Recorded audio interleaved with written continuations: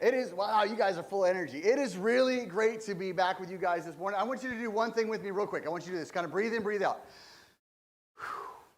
Okay, that will be like the last little breath we get to take for the next 30 or 40 or 45 or 50 minutes or so.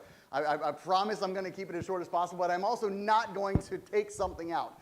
This is a message that I have been looking forward to for quite a while, building towards this time of year. I'm excited to kind of begin this series and share this with you, but it is going to be a lot. There's going to be a lot that I'm going to throw at the wall, and hopefully some of it will stick. That's really kind of how we're kind of approaching, kind of move into this. But I do want to kind of begin by saying thanks that I was grateful for the opportunity to be gone last week. You guys are in good hands with Pastor Macy. I don't worry about that when I'm gone.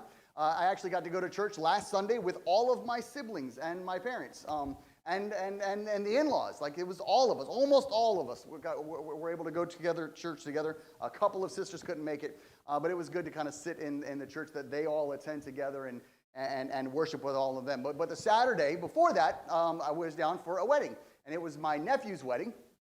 There they are, Hunter and Taylor. That was afterwards. He took his tie off. That came off almost immediately.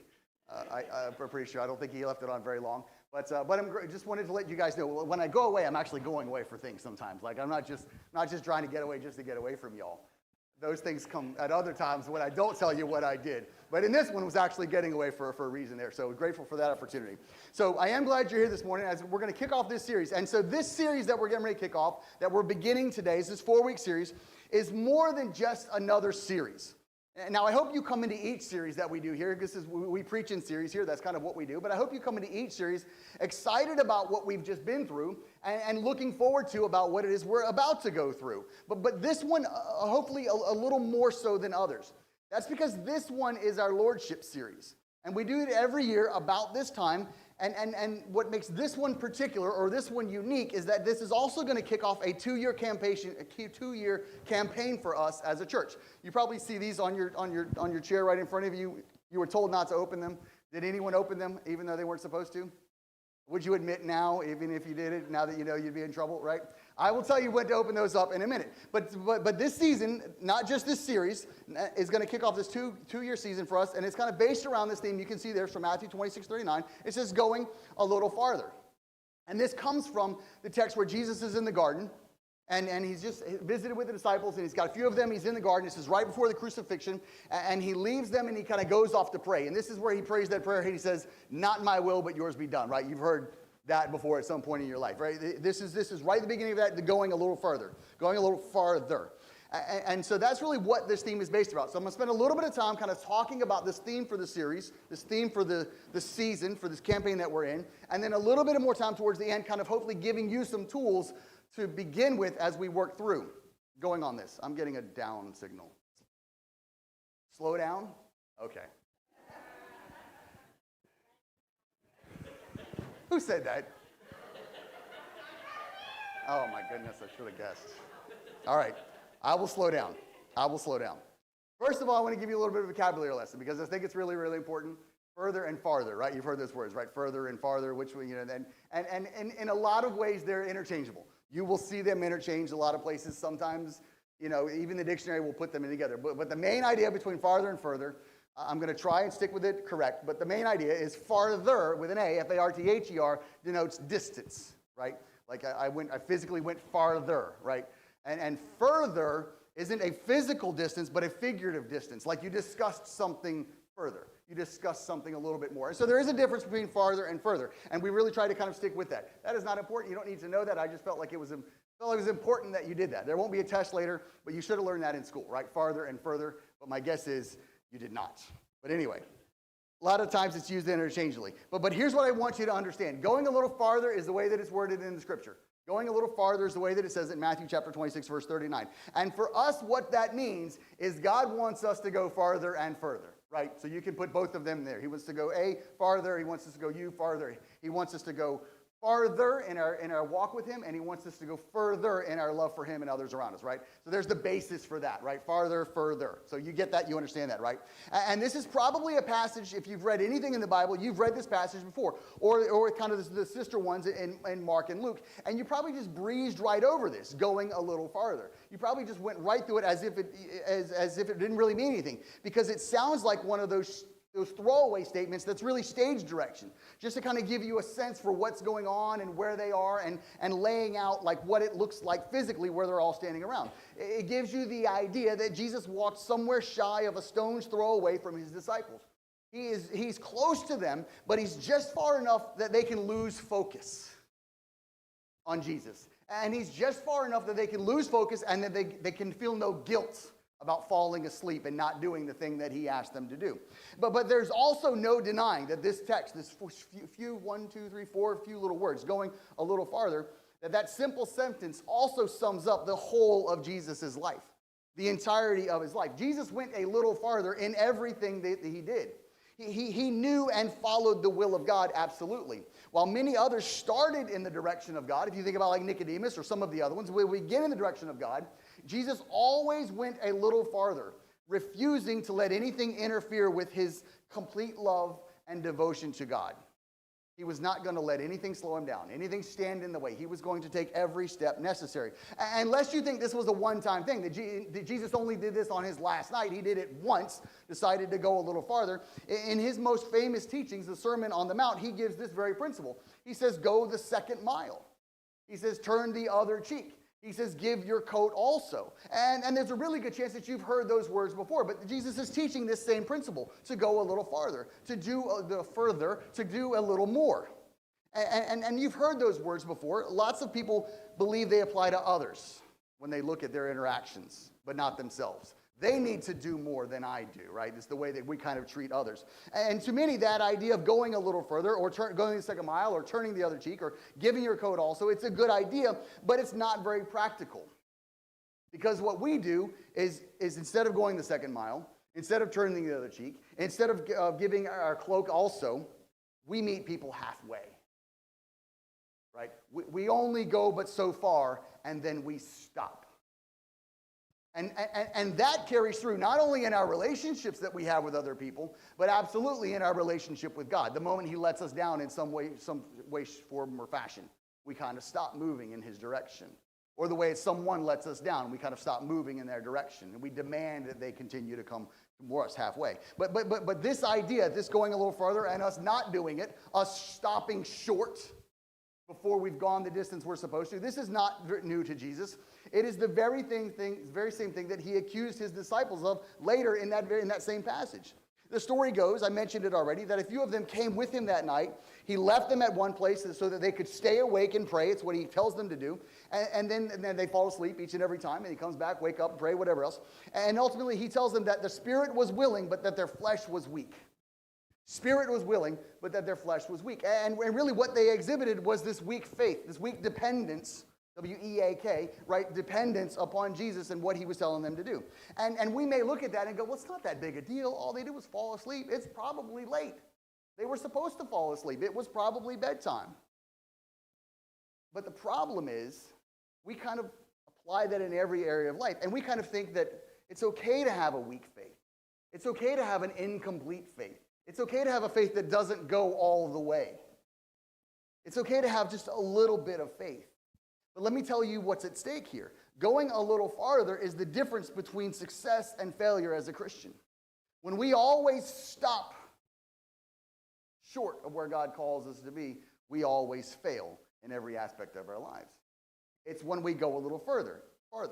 It's when we continue to step that we find success in the way that God wants us to live and find success in this life. And so it's the difference between success and failure as a Christian. And Jesus taught it to his followers. Jesus modeled it for his followers. And Jesus demands it from his followers. And so if we're followers of Jesus, we don't get to stop where we want to stop.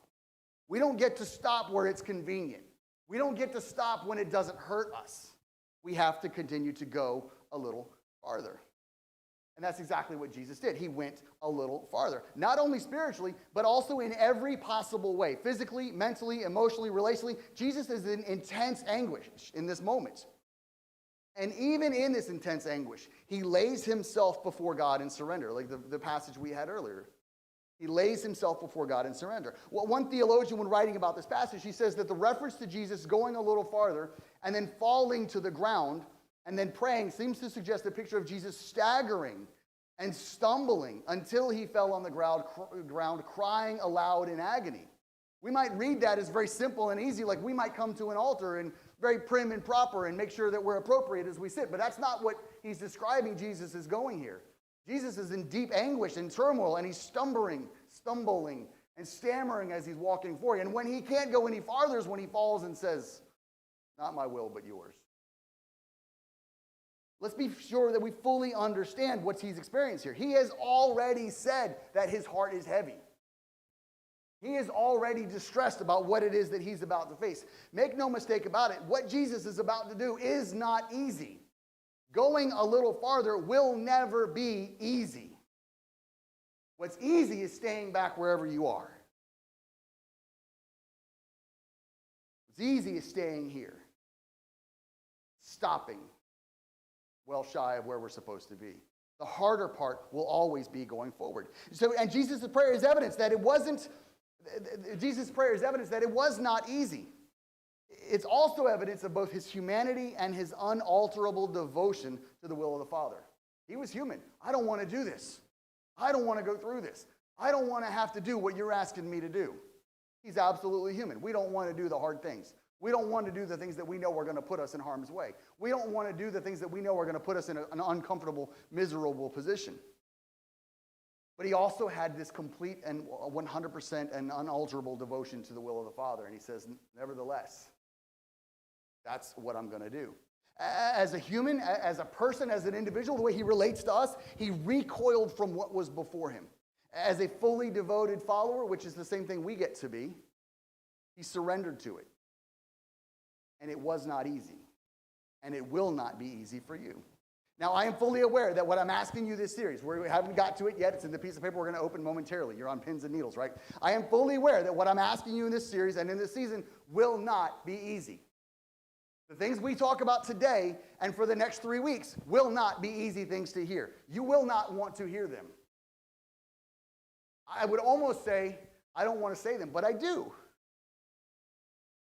Because when we don't have something or someone that spurs us or challenges us, then we stay back where it's comfortable. We can't stay here as individuals or as a church. We have to go a little bit farther. And so this season will not be easy for you. All the things that I talk about, you're going to have all kinds of doubts and fears and questions and better ideas and reasons why you shouldn't. Just like Jesus did in that moment. Doubts and fears. If there's another way, take this cup from me. Jesus had the exact same things you're going to feel over the next 3 weeks. So don't think you're the first ones to go through it. Don't think no one else has any idea what it is that I'm going through. Your Lord and Savior, Jesus, absolutely knows everything that you're going through. But what I'm ultimately asking you to do is do the exact same thing that Jesus did. To go a little farther and to totally surrender. So let your prayer be, nevertheless, not my will, but yours be done. That is always the prayer of a consecrated and committed follower. If that is not your prayer, if those words don't come out of your mouth when you're facing things that you don't want to do, nevertheless, not my will, but yours be done, then I have to say you may not be as committed a follower as you think you are. If you're constantly like, no, this is what I'm going to do. I'm not really going to worry about God on this because I got it figured out. You may not be as great a follower and committed follower as you think you are. But there is no other true follower of Jesus than one who is consecrated and committed wholly. It's just a fact of life. I don't write the rules. I'm just relaying them, right? So that's the basis for this series and this entire 2-year season that we're going to go through. It is more than just stewardship, which is what are you doing with everything that you've received? It's lordship. What you do with what you have shows who or what is your Lord. Not just stewardship. What you do with what you have, that's important. But not just stewardship, but lordship. What you do with what you have shows who or what is Lord in your life. And so as such, I'm going to ask each and every one of us, and board included. This has been stuff we've been talking about with the board and leadership team for, I'm not even sure, for 6 weeks or something like that now. You guys are hearing some of it today. This is something we've been talking about and praying about and committing to for at least 6 weeks. Maybe 8 or more than that. I'm not 100% sure. And all of us have already prepared to make this commitment to go a little farther, to go a little further, whatever it happens to be. And so now here's what I want to do. I want to show you kind of what we're going to look for in the next thing. So now you can take it and you can open this. And I'm going to make one little side note. Please don't throw your staples on the floor because they're a big pain in the butt when we got to vacuum them up, right? So if you lose a staple, I want you to find it after service, not now. For every staple you find, I was going to tell you Frank will give you some money, but that's not what it is. For every staple you find, bring it to us so we can open them back up and maybe save them and try to reuse them again. But here's where I want you to do. So this is a kind of a draft copy of the commitment card that we're going to lean towards in the next 4 weeks. I wanted you guys to see it today so that you could begin to kind of pray about and understand what's going on. Now, don't read ahead. This is why I didn't want you opening it yet, right? Because then you're going to get it without a frame of reference, and then you're going to miss what I'm saying, and you're going to be like, this pastor's always just talking about money. You're going to miss something, right? So slow down. Slow your roll just a bit. We'll get through all of it. I absolutely promise, right? But this is a draft copy of the card we're going to lay out on November 10th. But I want you to take this home with you today, put it on your refrigerator, wherever you keep stuff, so that you can begin to pray about what your commitment looks like for this season that we're about to go through. And there are 4 areas that we're going to kind of ask everyone to make a commitment through. 2 to 3 to 4 areas that are on this card, and here's what they are. The first one is going a little farther in my tithe. Money is a mirror for you, right? Money is a mirror. It reveals your strengths and your weaknesses. I can look at your account and I can tell what's important to you and what's not important to you. It reveals your priorities. You may think that God is your priority, but your finances may tell a different story. And so it's important that we look at and we understand our finances. We're going to go a little more in detail about some of that here. And so there are some commitments that we're going to ask you to make when it comes to finances. And the first one is this: I or we already tithe and will continue. If you're already doing that, you can check that. You know, again, not yet. This is for you. This is your copy. We'll have our copy on November 10th, right? This one, everybody's going to, take home, right? And pray. Yes, thank you, Sherry. Take home and pray. Don't put this in the offering envelope. You know what? I don't care. If you fill it out today and you put it in the envelope, sure, that's fine. That will be all right. But the official one will be November 10th. All right. We already tithe, will continue to do so. I will begin tithing by December 1st, 2024. Now, here's what's really great about this thing. The church leadership and some of those groups have been talking about this. We've already had 3 people that say, I need to do this in my life. I need to commit to this. And so absolutely, again, leadership is already committing to these things. And so I will begin tithing by December 1st, 2024. Or maybe you want to check, I am considering tithing. Like, I've got some questions about it. I don't really understand what it is. It's been talked about. I thought you misspelled the word tithing. I don't really know what it is.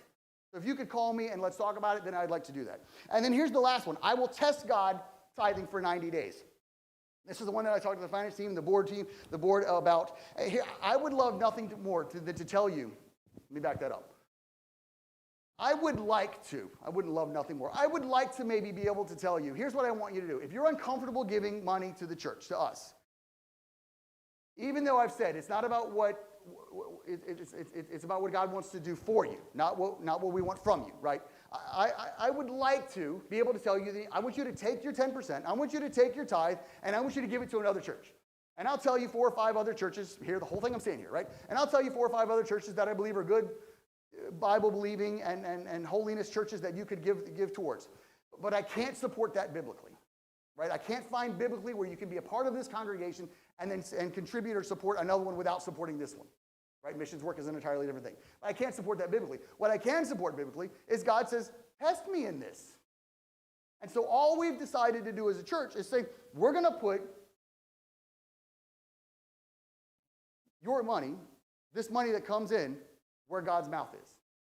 And if he says, test me in this, then we're going to trust him. And so if you would like to tithe for 90 days, I want you to check that when we get to November 10th or today or whatever, I won't care. But November 10th, really, or today, I don't know what to do. I'm stuck on that. But if somebody wants to give today, then I want to take it today, right? You understand what I'm saying?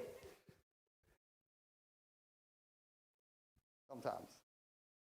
It sounds way better in my head than it does when it starts to come out. But anyway, but if you want to do that, then here's what I want you to check that now, later, whatever. We're going to move beyond that.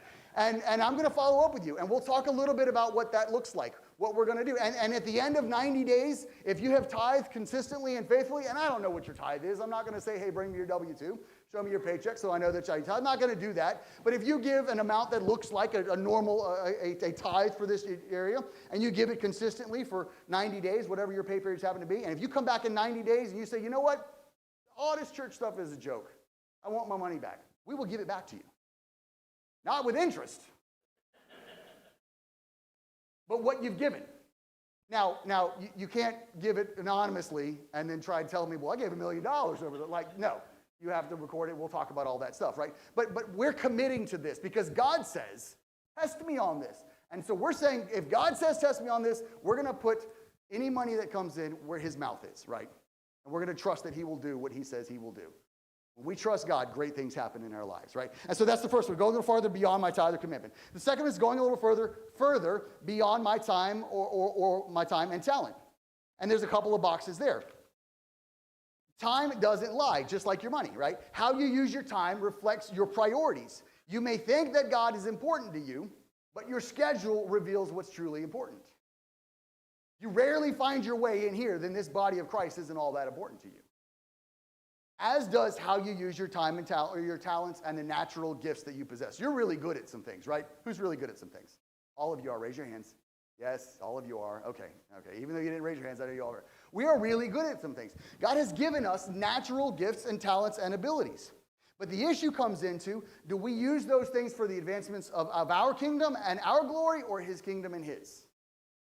And we're supposed to use those things that he's given us for the advancements of his kingdom and his glory. And so here's what I want you to look at on this one.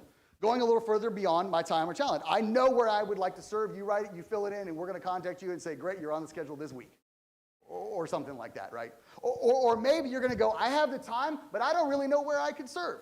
Then check that. We'll follow up. We'll help you with the spiritual gifts thing. Figure out what your gifts and your experiences, where God has been involved in your life, and plug you into a good place. Or the other part is, I know where I would serve, but I don't have the time.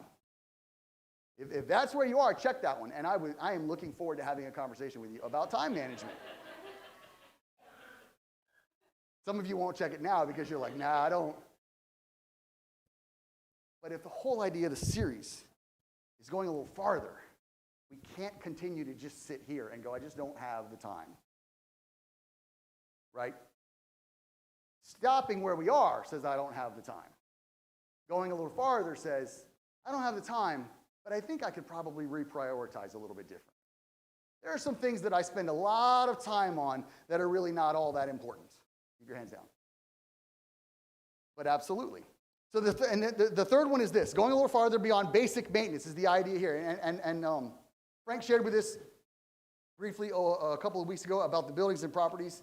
And as we're going through this season, we are not going to put up the thermometer in the foyer and kind of mark it off as the money comes in every week or whatever like that. We'll give you updates, throughout the year, whatever that looks like, every couple of months or something like that. And then we're going to definitely hit on it real hard again at kind of our lordship season next year, about halfway through this point. But there are some very real projects that we need to get done around the building. And I'm not going to read all of them. We'll create a list. And maybe some of you might go, you know what, I want to give it to that project specifically. And you can mark that weekly, bi-weekly, monthly, yearly to your commitment. And if you're trying to figure that out, you see these numbers over here on the side. If you give $10 a week, then that adds up to $1,000 in 2 years. Just $10 a week. It's $1,000 2 years. If 10 of you did that, how much money is that? Okay, that's not right. If she ever asked to be on the finance and admin, I think no, right? I think it's 10,000, right? Right. So just that little bit makes a huge difference if just a few people do it. And so there's the way you can kind of spell all that out. And so the last part of that is going a little farther beyond Birdsboro. Is that last part there? Going a little farther, you notice the difference in the U, the A, right? Because this is distance. Going a little farther beyond Birdsboro. We are the product of another church that believed, despite all the churches that are in the area, despite all the churches that are already in Birdsboro, what they need is a holiness church. Why? Because holiness matters. How we live matters. The way we conduct ourselves matters. It makes a difference. And so we're the product of another church 85 years ago. And somewhere that was in our DNA. Somewhere that became a recessive gene. And it has not come out in generations. And now is the time for it to come out again. And so we will take on that same vision for the next community. Because there is another community just beyond us where holiness matters. And so we're going to find ways to move into that community. And again, you can give the same way. You know, if you give $15 a week, or if you give $500, we'll use the one on the bottom. If you give $500 a week, that comes out to $52,000. Am I reading that right? I'm looking at it backwards. Right. That's pretty good, right? But Carrie's going to be here on November 10th, and he's going to share some stories. And he shared some stories with us as a church board of a family in his church, couple in his church, that sold their house so that they could give towards their campaign that they were doing at the time. And the remarkable thing, and I may repeat his story, or he may repeat his own story, he'll give a little more detail, is that they did it twice. There came a point later in life where they said, you know what, we think God's telling us to do it again. And they didn't care because the house was ministry to them. It was used for ministry. So they sold it and moved again. And so yeah, the only way we get to those numbers is if we stay back here. No. The only way we get to any of those numbers, the only way we do any of the things that God is asking us to do, the only way you become the follower that you're supposed to be is if you decide in this moment, in the next 4 weeks, to go a little farther. And that's what we have been praying for you as a people and as a church for the past weeks, but specifically this week. I am so righteously proud of you all for filling out that 24 hours of prayer like that. I thought for sure I'm going to have to fill myself in for 4 or 5 or 6 hours of prayer. I didn't have to pray all the whole day. That's not true. I guess I didn't have to, but you guys did it, right? But you filled it in because this is important. You recognize prayer is important. And so listen, you're not moving into this situation alone. You're not facing this difficulty or this turmoil or this trial alone. There is already a group of believers standing behind you who are praying for and encouraging you. So I want you to know that this is absolutely what this is. Going a little farther, what does that mean and look like for you? Now, we're going to collect these on November 10th. I want you to take this draft copy home. Again, fill it out today. I don't care, I guess. But take the draft copy home and begin to pray about the further that God is asking you to do. And Carrie Willis will be with us on November 10th. We're going to have a celebration luncheon, kind of a commitment lunch after service that Sunday. There's a sign-up sheet out there. We encourage you to sign up. We need to know how many people are coming. Catered. If you want to give some money, you can. If you don't want to, then don't. Just come and eat, right? November 10th is when that is. So that's the intro to this series, right? I want to spend a few minutes kind of giving you some tools. Because here's the thing. When we start talking about money, especially when a preacher starts talking about money, shut down. Tune it out. Move on. Tired of hearing this guy talk about money. And you're definitely tired of me because I make a point to do it once a year for 4 weeks. And then I sprinkle it in throughout the season as well, right? But that's what we do. We kind of tune it out. Our thoughts go towards, I want to get out of here as soon as I possibly can. That's because somewhere along the way, someone told you, and you believe that we're not supposed to talk about money publicly. It's a very private matter. That's no one else's business. And there are some aspects of finances that are no one else's business, right? But not everything about money is no one else's business. Or maybe, I think what is common for so many of us is that we feel a little bit of shame when it comes to money because we don't like the debt that we find ourselves in. We don't like the decisions that we've made. Have you ever done something and then immediately regretted spending that money? Now you can raise your hands. I can't be the only one.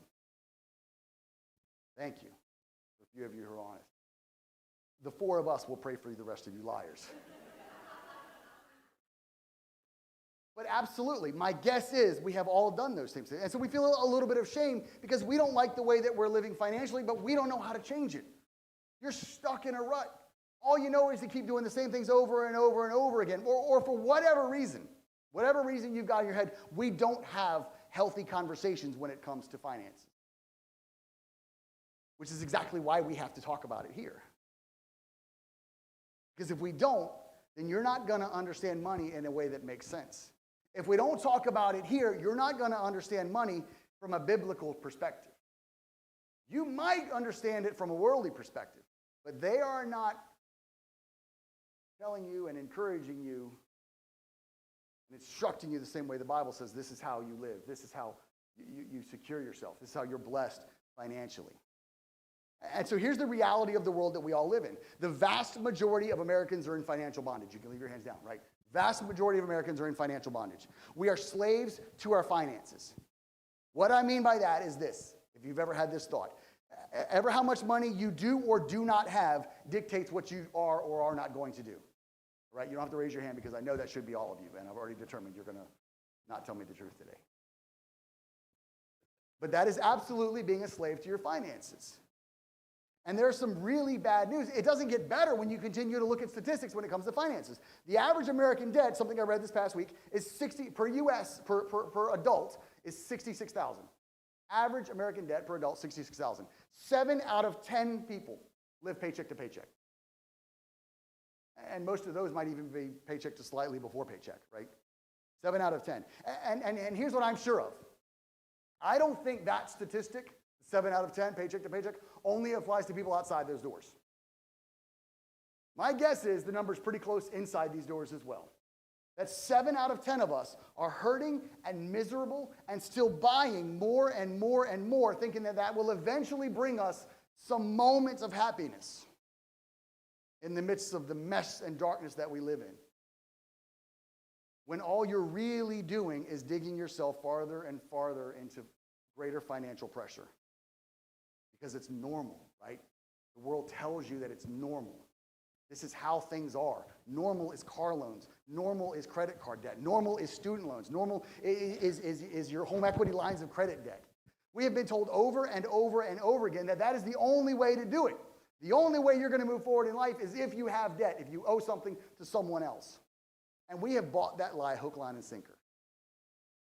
And we are way out of whack. Because who benefits from all your debt? Not you.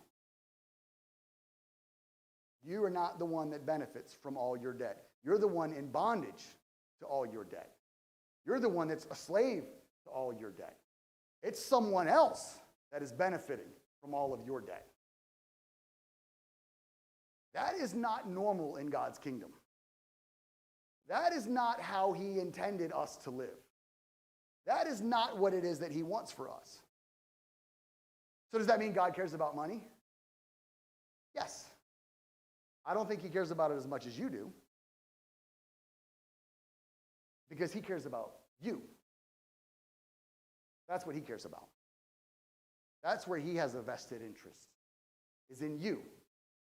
And money or finances is a God-given tool that He uses, that He gives to us to care for His creation, specifically those that are made in His image.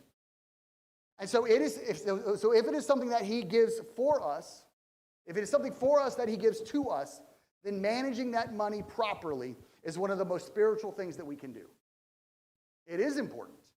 What we do with what God trusts us with matters. What we do with what God trusts us with matters. I know we're constantly like, I wish I had more, right? Unfaithful with the little doesn't add up to more. What we do with what God trusts us with matters. And what we do with that is the most visible outward sign of where our heart is. What we do with our finances, the stuff that comes into our account. Let me remind you from the last series that you have been blessed to be a blessing. And that includes that you have been blessed financially.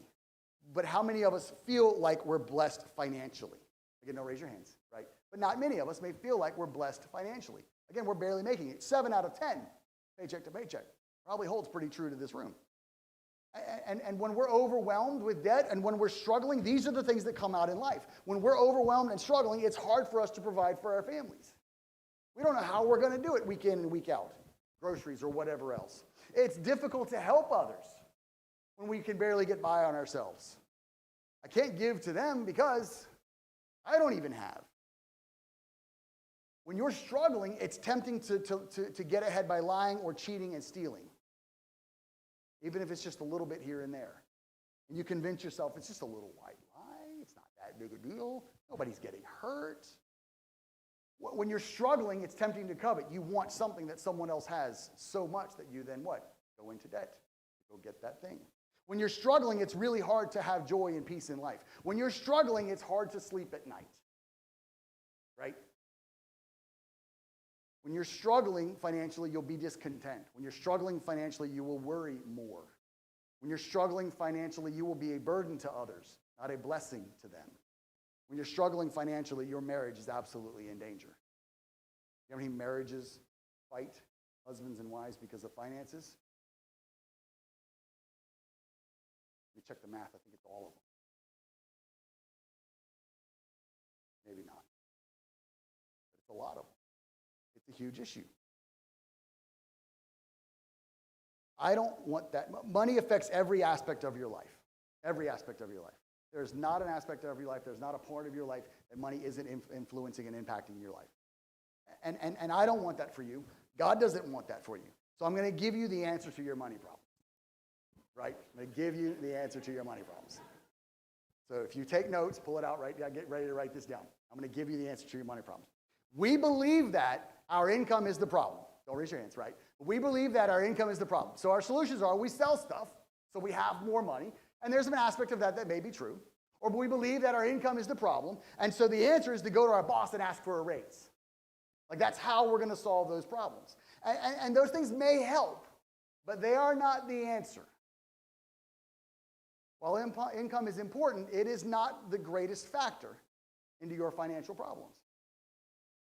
Your financial problems have nothing to do with your income. The answer to your money problem is not to increase your income, but to improve yourself. Now, you're not going to write that down because you didn't like that answer. You thought I was Oprah, and I was going to hand out checks. Look under your chair. Good job, Pastor Macy. No, you can look, but there's nothing there. I guess. I don't know. But the answer is not to increase your income. The answer is improve yourself. Right? You didn't want to write that down, but write it down anyway. The answer isn't more money. It's a better you. You only have so much control over your income. It is what it is. But you have 100% absolute total control over your own behavior. You have absolute 100% total control over your own behavior. So the reason you struggle isn't politicians. It isn't greedy capitalists. It isn't your living high on the hog boss. It isn't some thief in the night. It's not your kids and all their activities. Problem with your financial issues is you. It's not because you don't make enough money. It's not because you don't work hard enough. It's because you don't manage what you have well. And that doesn't sound very good, does it? Like we wanted a different answer. We wanted a back here answer. I want an answer that I can solve it right where I am. We don't want the answer that says, dang it, I got to do something. I got to go a little farther and do something different than what it is that I've already been doing. But let me tell you why that is good news, that you're the problem. Because if your money problems are your fault, then you have the ability to fix them. Because it's you. You have the ability to do something with you. The first thing you do is you be smart about it. If you want to take care of your money, there are certain things that you need to know. What you don't know can and does hurt you, right? Being financially ignorant is expensive. One of the most expensive things you can do. So what you need is wisdom. And I don't mean from a good financial planner. That maybe comes later on down the line. What I mean is a right biblical perspective on you, on who you are made in the image of God, and then your money that God has given you. The writer in Proverbs says this, Proverbs 24, 3-4. A house is built by wisdom and is established by understanding. By knowledge, the rooms are filled with every precious and beautiful treasure.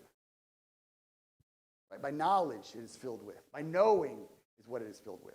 The wisdom, the knowledge that I think you can most benefit from is knowing where your money is going. That is what so many of us struggle with. It's such an expensive lesson for us to learn. We do not know where our money is going. We know it goes out, but we don't know where it is that it's going. And with that in mind, here's one thing that I think you can do. If you want to be better off financially, right? Okay, all right, a few more. You want to be better off financially, then make and follow a budget. Again, you don't like those words, you don't like these answers. I'm sorry, these are good answers, right? Just because you don't like them doesn't mean they're not. You want to be better off financially, then make and follow a budget. Successful companies follow a budget. People who are successful with their money live and follow a budget. And here's what a budget is. I think Dave Ramsey writes it out this way. A budget is simply a monthly plan for how you're going to spend your money. A monthly plan for how you're going to spend your money. He says it's a plan on purpose, on paper. So you can tell how old that is. Like, I guess he's figured it out before computers, right? But it's a plan on purpose, on paper. It means it's written down. You can track it. You can follow it. It's not just up in here going like, I think I got money, right? It's a plan on purpose, on paper that you make before the month begins, and then as the month goes on, you track it. You keep track. How am I doing on this? Am I over budget on what I thought I was going to spend on gas, electric, Starbucks, Dunkin', whatever, right? Because how many of us get to the end of the month and we start to worry that we're not going to have enough money for the things that are about to hit us? Again, you can leave your hands down, right? But my guess is, 7 out of 10, my guess is that's a good percentage of us. That's many of us. And Jesus addressed this very same thing when he's teaching his followers. He says this, Luke 4:14. He says, for which of you wanting to build a tower doesn't first sit down and calculate the cost to see if he has enough to complete it? Otherwise, after he has laid the foundation and cannot finish it, all the onlookers will begin to ridicule him, saying, this man started to build and wasn't able to finish. Getting to the end of the month without enough money to cover basic expenses is just like what Jesus is describing here. You did not plan ahead, and now you do not have enough to do what you need to do. But when you sit down first and count the cost by making a budget before every month begins, then that will happen less and less. You won't find yourself going, I need a few more, whatever. Have a yard sale, throw this up on Marketplace to get us through the next few days. Budgeting isn't going to be fun unless you're like a super numbers nerd, right? Some of you love it. If you do, man, let me know. Like, we could use you. Not Sherry, on the finance and admin team. But budgeting isn't going to be fun. But putting in the time and effort to make a plan and account for every dollar before the month begins is a must if you want to manage your money the way that God says to do it. John Maxwell says this. He says, a budget tells your money where to go instead of wondering where it went. Because that's really where most of us live. Where did all my money go? What did I spend it on? My guess is you have done, at some point, scrolled through your online banking and go, oh yeah, okay, $5, $7, $10, $12, $2, $2, $2. Yeah, that's where it all went. Right? My guess is we nickel and dime ourselves to death. We have no idea where it's going. A budget helps alleviate that. And then keeping track of it and living on it. Budgets aren't necessarily intended to limit your fun. That's probably going to happen along the way. But they're not intended to limit your fun. What they're intended to do is help you to spend money on your priorities rather than your pleasures. Your priorities rather than your pleasures. And so here's a way to begin your budget. If you've never budgeted before, here's where you start. When you write this down, it'll be on a slide. You can see it. You can write it down. I'll send it to you later. This is what you start to begin your budget. God first, saving second, needs third, wants last. If you start with that, then that's a good foundation for the rest of your budget. Giving first, saving second, needs third, wants last. And don't $1, $1, $1, $97. Like, that's not proper budgeting. There's a right way and a wrong way to kind of do all of that information, right? Take, for instance, the youngest son in one of Jesus' parables. And I promise you, I'm close. This was the longest one of the week. Side note, I've been going on longer and longer lately. And I somewhat apologize for that. But here's what I found out the solution yesterday. When we had 2 services, man, I was quick. It was 25 minutes and we were done, right? So growth makes me talk less. You guys do with that whatever you want. All right, youngest son, Jesus' parable. The gist of the story of the prodigal son is this. One day he comes and asks for his inheritance early, and he takes that entire inheritance and squanders it, wastes it on foolish living. He spends everything that he's been given. He has nothing left. With no money and all of his fair weather friends gone, he finds himself feeding pigs and wishing he could eat their food. That is a very condensed version of the story. And this son is case in point to something Dave Ramsey says. He's a financial guru on some of this stuff. He says adults devise a plan and follow while children do what feels good. Adults devise a plan and follow, children do what feels good. That's absolutely what he is. He's described as the child in this story. Does what feels good. I can remember when Maddie started to learn how much things cost. And she would be amazed. And I wish I could remember some of them specifically now. She can tell you later. But she would go, that's how much that cost? No idea. But there's a growth process that goes to that. And here's what I mean by that. If you know anything about kids, then you know that they have almost zero concept of money. That's something that we learn along the way. Many of us, unfortunately, learn it the hard way. But if we don't end up learning the value of money, if we don't end up learning God's view of money, his standard for how we're supposed to conduct our finances, then we end up wandering through life unable and unwilling to track our spending. We end up wandering through life not at all thinking about or planning for the future. And we walk through life spending recklessly and foolishly. Proverbs says this, the plans of the diligent certainly lead to profit, but anyone who is reckless certainly becomes poor. The plans of the diligent, those who map it out, those who work at it, those who say this is what we're going to do and when we're going to do and how we're going to do, leads to profit.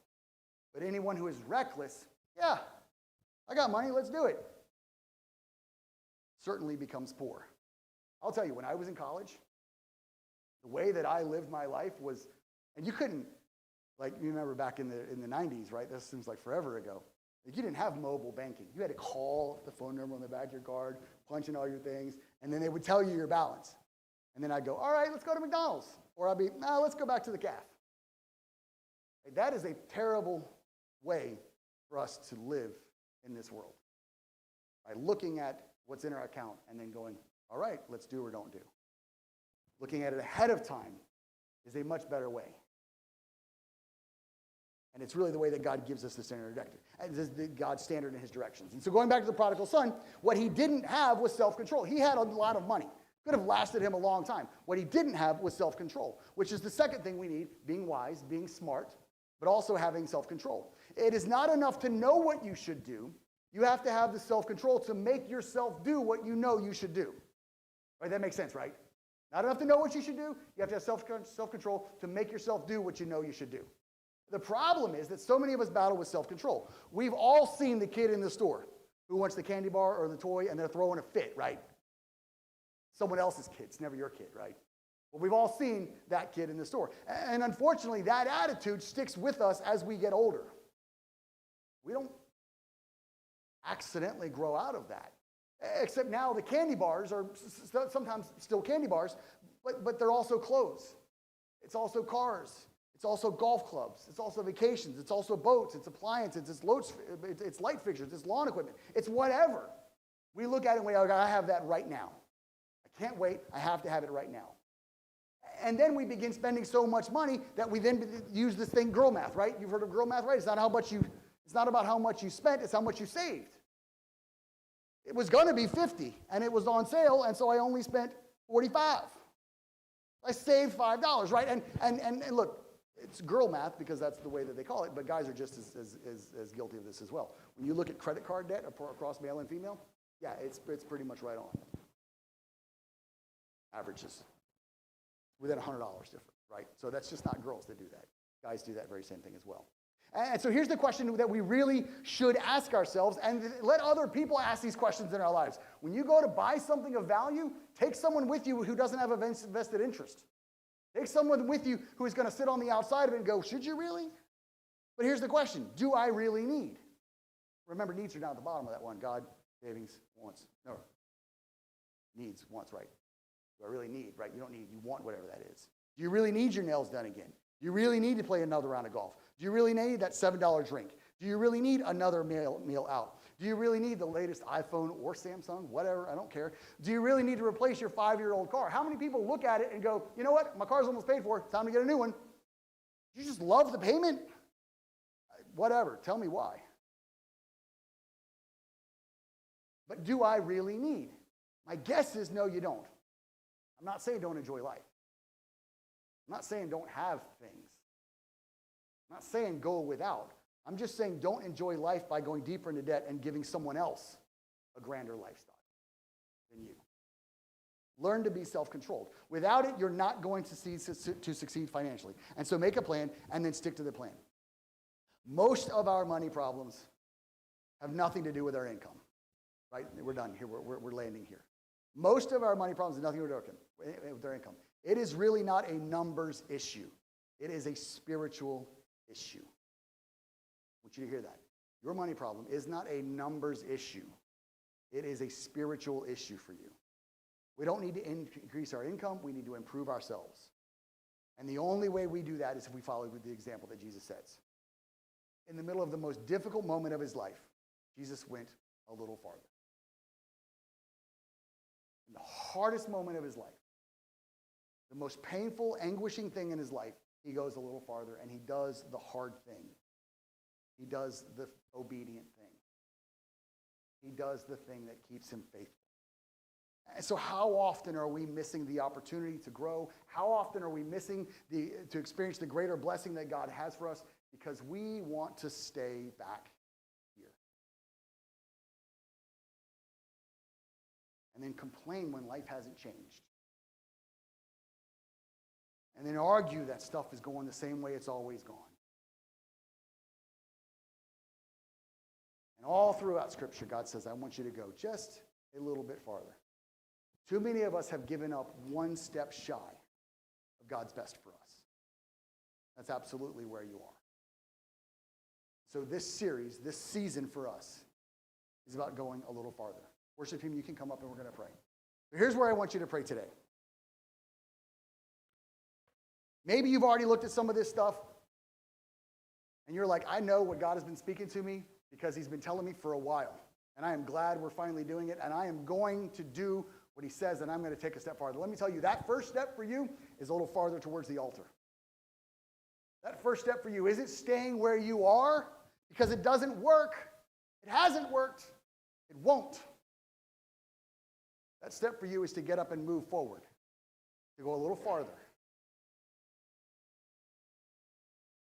Or maybe you're just like, you know what? Well, he is full of himself today. You give him 1 week off. And you're just ready to walk out and get out of here. Man, I would ask that you would just put that spirit in check for a moment as well. Because you've missed everything that we've talked about.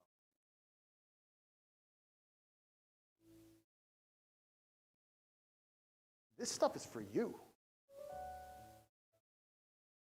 When I'm faithful, God's going to do what he's going to do in my life when I'm faithful. Your faithfulness has nothing to do with me. Your faithfulness has everything to do with you. This stuff is for you. I've done my part. I've said what I felt like God was laying on me to say and encourage you in this moment, in this season, in this series, in this season. What you do with that, that's you. If you want to be angry and walk out, just shy of where God wants you to be, sleeping in the garden, then by all means go do it. If you think your step farther is out a door, then go out a door. But I'll tell you, that is not where God has the best for you. The best for you is not when you say, this far and no farther. The best for you is when you say, okay, I'll take one more step more. And that's all this season and series is about. One step more, going a little farther. Lord, we just come into your house this morning, Lord. We're grateful for your love, your grace, your mercy that you extend to us each and every day, Lord. There's not a moment of our day that we can get by without it. Lord, there is so much that we look at and we think, we were able to accomplish this. We were able to do this. Look how great and mighty I am, the talents I have and can do. But Lord, every single one of those things is something you have put on and inside of us as your good creation made in your image. Lord, you have intended us to live beyond ourselves and to live to advance your kingdom, to bring your glory, to bring you glory, to make Jesus famous in our lives. And we don't do that when we stop short. We don't do that when we sit back in our comfort zones. We don't do that when we sit and go, I just can't go any farther because I got to figure out me first. Lord, the way the kingdom moves forward, Lord, the way that you are brought glory, Lord, the way that we make Jesus famous, Lord, the way that we open ourselves to receive blessing from you is if we go a little farther.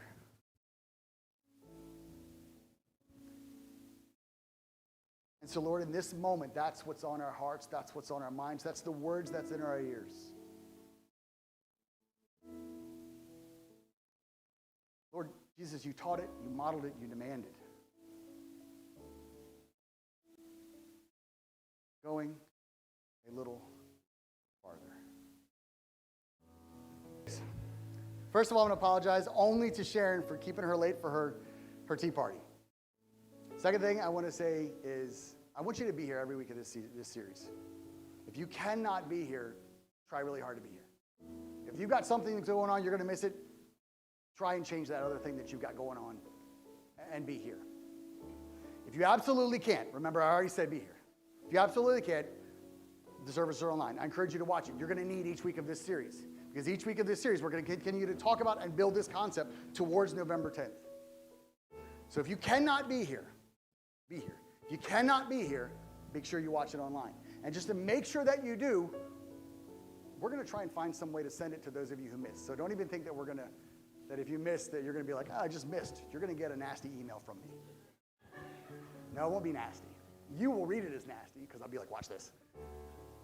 Third thing is, God's plan for you is not to live in financial bondage. His plan for you is to be blessed so that you can be a blessing. And that means so much more than just running around with a happy smile on your face.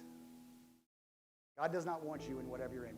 We have resources we can give you. If you're struggling with this, send me an email.